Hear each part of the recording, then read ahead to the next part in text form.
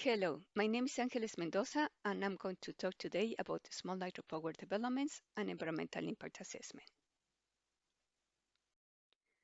The purpose of our session is to explain the steps of the impact assessment process and discuss what are the impacts and benefits that might result from small hydropower projects. We know that hydropower has large benefits, but also we know that some hydropower projects are known because of the negative impacts they have had. We also know that small hydropower projects avoid many of the impacts of the large impacts, especially with large reservoirs. An impact assessment considers both the impacts and the benefits of hydropower. Let's start with some definitions. The first one is environment.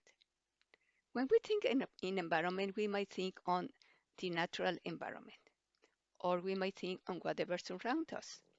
But in fact, we are part of the environment because the environment includes the physical, chemical, biological, and social entities, conditions, and dynamics, not only that surround us, but also that include us. So the environment includes human beings and how they and all living beings interact with the natural or biophysical environment. So, and what is impact? Also, we can think of impact in many ways. In some areas of knowledge, we hear impact as the success of a project or the change that it makes in the situation that it wants to modify. When we talk in impact assessment about impacts, well, we might also hear effects. Effects is a neutral term that might refer to impacts or benefits. Impacts are usually the negative ones. And also they are defined in different ways. So they are the adverse effects caused by development, industrial or infrastructural projects, or by the release of substances to the environment. Also, impacts are defined as the effect that the activities of people and businesses have on the environment. Or, as we see in impact assessment, the difference between the baseline, the situation without a project, and how it will look like when the project is implemented. So the environmental and social impact assessment process identifies the future consequences of a proposed or correct action, integrating the socioeconomic, the cultural, and human effects that might result from the project. It looks not only at direct impacts or effects, but also the indirect ones. Impact assessment as a tool for sustainable development has different objectives. One of them is to protect the productivity and capacity of the natural systems so they continue providing services for mankind. The other, and more important in the regulatory aspect, is to integrate environmental and social considerations in decisions about projects. With this, impact assessment is a tool to anticipate and eventually try to minimize or avoid, if possible, the significant negative effects on the biophysical, the social, or other components of the environment. And these together will contribute to promote sustainable development by knowing the trade-offs among these different areas and then see how can minimize these trade-offs. There are two tools or approaches of impact assessment that are commonly used for hydropower development. The most known is environmental and social impact assessment, that here I abbreviate as EIA. This applies to projects, and the main purpose is to improve project design and manage the negative impacts of a project. It involves consulting potentially affected people and comparing project with project alternatives. The main purpose is to issue mitigations. If we think what is the main question before environmental impact assessment, in many cases is if the project is justifiable based on the benefits and impacts that it might have. The other tool, strategic environmental assessment, that I abbreviate here as SEIA, normally applies to laws, policies, programs, or plans. And its purpose is to improve strategies. That could be, for instance, sectoral plans or laws.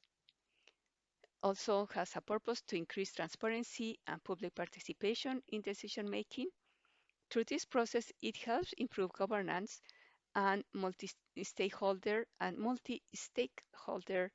sector participation in planning.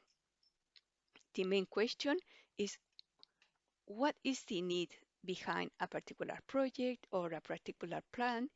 In this case, a project could be like a group of different projects, or if we apply it to laws or a plan, for instance, an energy plan for a country, is what could be not only the benefits of that plan, but also what could be the impacts of implementing that plan. So strategic environmental assessment applies normally to a larger region. And here we can see by this decision tree. Normally, if we have a single project, we will use environmental and social impact assessment. But if we have policies, programs, plans, or laws, we are talking at something that might have a larger impact if we consider area, for example, than a single project. And then we need to think, what is the purpose of the assessment that we want to do? In some cases, SEIA has been applied just as an impact assessment applied to a particular plan. That means just to look at what are the impacts or benefits of a plan that has already been designed. But that is not using SEIA to its maximum potential. SEIA has many advantages when used in the constructive way to support decision making and to analyze alternatives for all these strategic actions that are proposed. Later, we will see how it's important to consider strategic environmental assessment even for small hydropower projects. And that also means that in some cases, in a regional perspective, is when we can identify the impacts that might result of many projects that are considered small and that might have little or no impact by themselves, but when we consider them together, they might create a larger significant impact. And that is one of the discussions currently going about small hydropower development. Another point that I want to emphasize is that impact assessment is not just an end or a regulatory step, as sometimes, unfortunately, is applied in several countries. Impact assessment is a tool that can be used through all the life of a project. And that means that during the planning of the project, it can be used to assess the impacts of that particular project and the benefits and compare both. That is what normally is done through the impact assessment process. But the findings and mitigations that come from the impact assessment report should be carried out to the operation of the project, to its implementation too, of course, because, for instance, the impacts that are identified during construction should be mitigated, and that could be included in an environmental and social management plan. But when that project is now built, is in operation, also impact assessment should have identified impacts for this operation phase. And those could be integrated also in the environmental and social management systems of this project. Then, during the life of the project, it will be subjected to inspections, to audits, and those also will look, especially the environmental and social audits, that the mitigations to control the negative impacts are implemented and are working well. If they are not, then they need corrective actions, that then will be communicated to all the staff that is involved in their implementation and will be carried out to the next management cycle. And that is what I try to symbolize here through this spiral. And why is this important? Because more increasingly we see interest in verifying that hydropower projects are actually delivering benefits with the less possible impacts.